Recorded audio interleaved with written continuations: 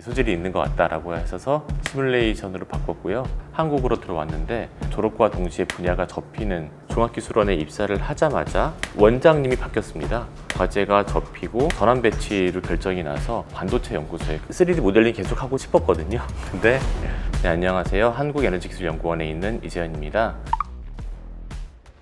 삼성전자에서는 3D 모델링 그리고 인공지능 파트를 담당했었고요. 현재 에너지기술연구원에서는 개성과학연구실에서 신재생에너지 모델링 그리고 연구 데이터 수집, 업무 효율화 등등을 담당하고 있습니다. 오늘 이 인터뷰는 연구자의 길에 들어섰는데 분야가 바뀌어서 불안해하시는 분들, 또 자기 전공을 살려서 취업할 수 있을까 걱정하시는 분들께서 보시면 좋을 것 같습니다.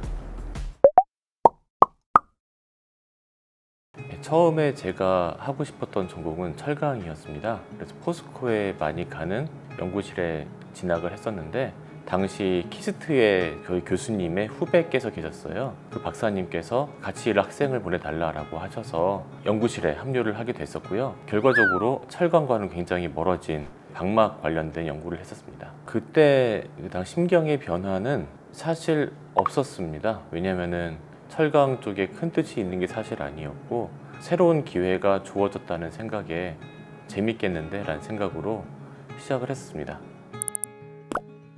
박사학위 때 키스트에서 실험을 했었는데요. 열심히 했는데 잘 안 됐어요, 사실. 그래서 그때 그 박사님이랑 그리고 교수님이랑 얘기를 해서 시뮬레이션을 해보자. 그쪽에 좀 소질이 있는 것 같다라고 하셔서 시뮬레이션으로 바꿨고요.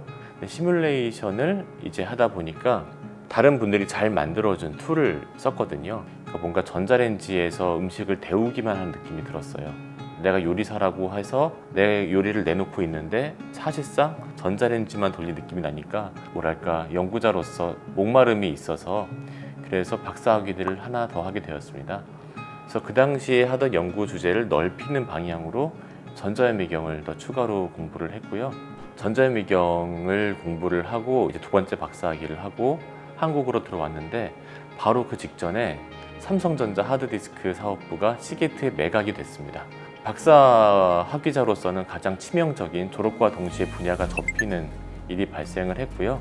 마침 그때 종합기술원에서 시뮬레이션을 하는 사람을 찾고 계셨고 제가 그 분야를 하고 있었기 때문에 제 기술을 살려서 다행히 입사를 할 수가 있었습니다. 종합기술원에 입사를 할 때만 해도 제 연구 분야가 굉장히 잘 이어졌던 케이스인데요. 종합기술원에 입사를 하자마자 원장님이 바뀌었습니다.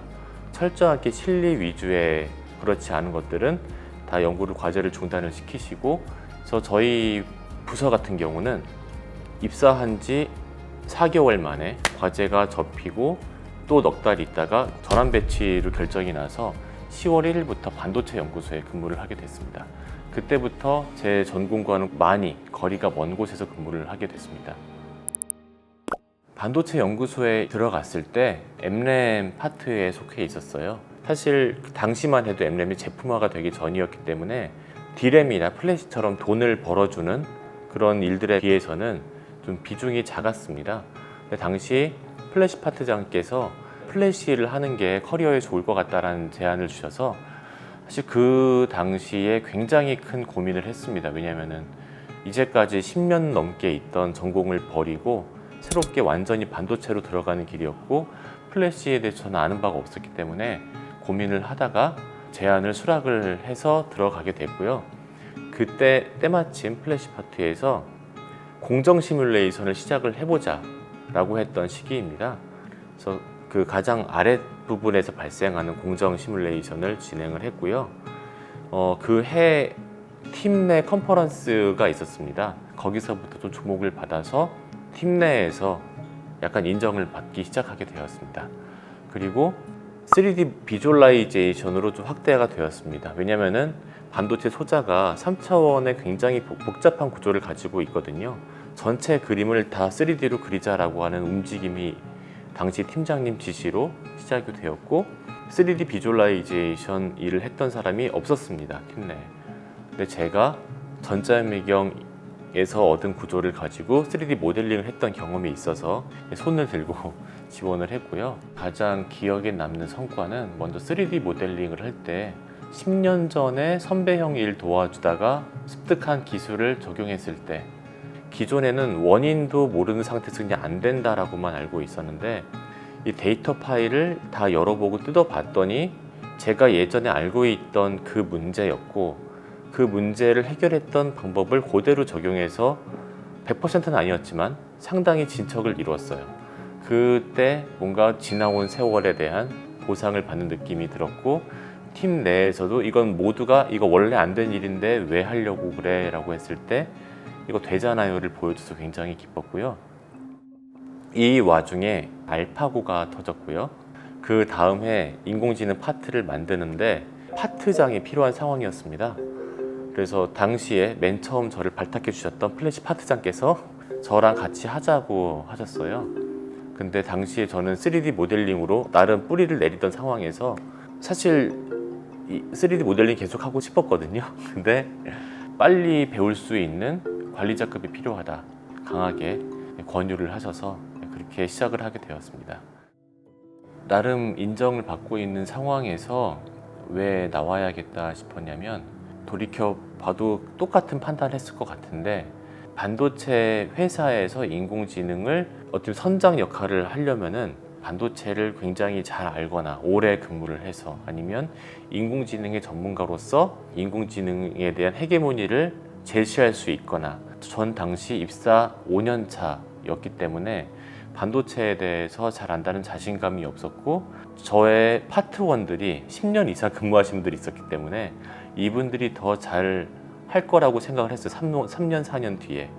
인공지능 쪽에서도 한 5년 뒤면은 전공의나 박사들이 이제 입사를 해서 성장할 거란 느낌이 있었습니다. 그 상황에서 제가 50세 이후에 회사에 살아남기는 쉽지 않겠다라는 생각이 첫 번째. 그리고 저희 파트원들이 어벤져스 같은 분들이어서 저희 파트 전체가 굉장히 주목을 받는 상황이었어요. 근데 파트장으로서 그 주목을 다 받다 보니까 저의 것이 아닌데 제가 갖는 느낌, 그 불일치가 굉장히 저한테 불편하게 다가왔습니다. 그래서 실무 경험과 능력을 쌓아야겠다. 마침 에너지원에서 실무를 겸한 예비 관리자를 찾고 있다고 해서 그렇게 지원하게 되었습니다. 일단 먼저 에너지기술연구원은 신재생에너지 쪽을 집중적으로 연구하는 기관이고요. 에너지연구원에서 일을 시작하면서 새로운 도전을 또 시작을 했잖아요. 그때 또 하나의 새로운 도전이 저희 아이들이 생후 6개월이었어요. 한 사람이 가질 수 있는 시간과 집중력이 한계가 있기 때문에 무엇인가는 희생을 해야 됐었고 그때 제가 희생하기로 결정한 거는 일종의 대인관계. 저는 기존에 있던 곳에서 도망쳐 온 게 아니라 새로운 도전을 하기 위해서 온 것이고 데이터 분석 하나 더 해보는 게 저한테는 더 중요하다고 느꼈기 때문에 조금은 과감하게 모든 회식을 다 가지 않고 자기 개발 아니면 이제 육아 둘 중에 하나에만 신경을 썼습니다. 좀 아쉬운 면도 있어요. 그래서 출연연에 올 때 실무자가 되겠다는 그러니까 실무적인 능력을 확보를 하겠다는 마음을 가지고 왔는데요. 그건 확실하게 많이 확보를 했습니다. 회사에 있을 때는 관리자로서의 성장을 강요받는 상황이었기 때문에 코딩한다고 혼났거든요. 당시 그룹장님한테. 그런데 지금은 매일매일 코딩을 해서 기록을 하고 있고 그게 1300일이 넘었습니다. 확실하게 실무 능력을 갖췄기 때문에 제가 자신이 많이 생기고 있어요. 제가 하는 말에 대해서.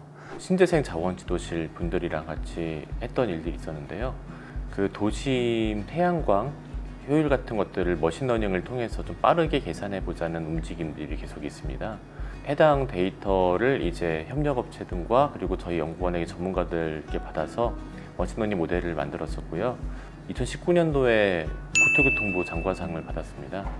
그리고 요즘에 챗GPT가 나온 이후 업무 효율화 쪽에 관심이 많이 받고 있는데 그 전부터 저 혼자 이제 코딩을 통해서 저 혼자의 그 업무 범주 안에서 작은 일들을 자동화시키고 있었습니다. 이제 이 일들이 원장님 지시를 통해서 공식화되어서 저희 연구원에 신규 채용을 할 때 지원해 주시는 분들께서 제출해 주신 논문을 보면 수천 편이 됩니다. 이것들을 검증을 여기 있는 인재실 분들이 다 하기가 힘드니까 그러면 이제 외주 비용이 발생을 하고 그리고 한 번에 3주씩 1년에 2회니까 토탈 6주 동안 기다리고만 있어야 되거든요. 이 시간과 비용을 제가 자동화를 해서 시간은 20분, 비용은 제로로 만들었습니다. 작년 말에 국가과학기술회에서 주관한 업무 효율 행정혁신 아이디어 공모전에서 대상을 받았었고요. 그리고 이제 원내에 지식정보실에서 만든 동영상 플랫폼이 있습니다. 이제 인공지능 진도를 나가기도 하고 외부 연사를 모셔서 강의를 듣기도 하는데 해당 내용들을 올려서 원내 그 지식공유 활성화에 기여했다는 원내 원장상을 받기도 했었고요. 이번에 출간한 데이터 과학자 원칙이라고 하는 책은 저를 포함한 9명의 데이터 과학자들이 모여서 쓴 책이고요. 각자 데이터 과학자로 살아오면서 겪어보니 이런 원칙이 있더라라고 하는 것들을 담아낸 책입니다. 저는 그 중에서도 데이터를 말로만 전달하기엔 부족하기 때문에 데이터를 그림으로 전달을 많이 하는데요. 이걸 데이터 시각화, 데이터 비주얼라이제이션이라고 합니다. 그래서 색을 어떻게 쓰는 게 좋을지, 형태와 길이 같은 요소를 어떻게 쓰는 게 좋을지, 그리고 인지과학적인 측면에 기반해서 PPT 슬라이드를 어떻게 하면 좋을지, 또 어떻게 하면 좋지 않은지, 이런 내용들을 간단하게 요약해서 담았습니다. 후회하는 거요? 그런 건 있어요. 제가 대학교 1학년 때 코딩을 배웁니다. 입학하자마자. 그때 제가 딱 어떤 마인드냐면 내가 살면서 코딩할 일이 뭐가 있겠어? 진짜 이 마인드로 수업도 안 들어갔어요. 근데 인생이라는 게 재밌게 박사학위를 받은 다음에 제가 데이터를 보다 보니까 도저히 수동으로 불가능한 양이어서 스스로 코딩을 배웠고, 그때의 경험이 지금의 데이터 사이언스와 지금의 업무 효율화까지 이어지고 있거든요. 그때 코딩을 더 빠르게 배웠더라면 지금 훨씬 더 큰 기회를 잡았을지도 모르겠는데, 그때 저의 편협한 생각으로 인해서 저의 미래를 많이 좁혀놨던 것 같아요. 그래서 그때의 경험으로 박사 받은 다음부터 오는 모든 자극에는 최대한 귀를 열려고 하고 있습니다. 제가 대학원에 딱 입학했을 때 지도 교수님께서 당신께서는 분야를 7년마다 바꿨다고 하시더라고요. 주기가 좀 짧아지고 있다고. 그때 웃으시면서 농담 반 진담 반으로 넌 분야를 몇 번 바꿀지 모른다라고 하셨는데, 어쩌면 그게 현실화가 됐다 볼 수 있고, 처음부터 그 말을 듣고 시작을 해서 그런지 분야를 바꾸는 데 대한 거부감은 사실 많이 없는 편입니다. 일단 연구의 길로 들어서고자 하는 분들이라면 기본적인 성향이 한 우물을 파는 걸 좋아하시는 분들이 많을 거고, 그렇게 판 우물과 자기 자신을 동일시하시는 분들도 많으신데, 어떤 조직에 속해서 일을 하다 보면은 가기 싫은데 가야 되는 경우들이 있잖아요. 이 과정에서 제일 중요한 게 제가 보기에는 에고를 얼만큼 버릴 수 있느냐. 제가 석사 때 했던 주제가 스핀트로닉스라는 분야입니다. 현재도 해당 분야를 열심히 또 잘 연구하시는 분들이 있으시지만 시장 자체는 그 시기에 비해서 많이 줄은 게 사실이거든요. 그럼에도 불구하고 나는 계속 그걸 하겠다라고 하면은 갈 수 있는 길도 작아지고 한 조직 내에서 자리를 잡기 어려울 수도 있어요. 이럴 때는 과감하게 자기가 먼저 선제적으로 분야를 바꿀 필요도 있을 것이고요. 어떤 일이든 간에 자기가 재미를 가져야 되거든요. 재미를 가지는 가장 쉬운 방법은 아이러니하게도 잘하는 겁니다. 그리고 혼자 골방에서 책을 보고 공부하기보다 워낙에 빠르게 바뀌는 분야가 많기 때문에 구글링도 약간은 늦는 느낌이 있고요. 오픈 채팅방이라던가 SNS 같은 그 커뮤니티를 많이 활용하는 게 좋을 것 같습니다. 새로 나오는 트렌드가 존재하는지조차 모르는 경우도 많은데 트렌드를 배울 수도 있고, 내가 뭔가 했을 때 이게 정말 잘하는 건지 안 하는 건지는 내놔봐야 알잖아요. 그분들한테 보여드리고 저 잘했어요? 물어보는 것을 일종의, 그러면 사람들이 와 하면은 아 내가 잘하고 있구나라는 자기 효능감을 느낄 수 있는 거고, 가끔 잘 못할 때도 있습니다. 그러면은 고쳐주세요. 뭐가 틀렸다, 이때 이러면 안 된다. 그러면은 저 혼자 있을 땐 몰랐을 거를 그 덕에 배우는 거기 때문에 감사한 거고요. 커뮤니티를 통해서 배우는 게 정말 중요하다고 느끼고 있습니다. 사실 살아간다는 건 변화에 적응한다는 말이랑 좀 동의어라고 생각을 하거든요. 너무나 빠르게 변하는 세상이 되었기 때문에 특히 논문 동향을 분석하다 보면 더 확실하게 보입니다. 학제 간의 융합 연구가 전체의 50%가 넘어가고 있어요. 이런 상황에서 나는 이걸 전공했으니까 난 이거의 전문가고 난 이거만 할 거야. 이거가 아니면 안 할 거야 라는 생각은 본인의 운신의 폭을 좁힐 뿐이라고만 생각이 듭니다.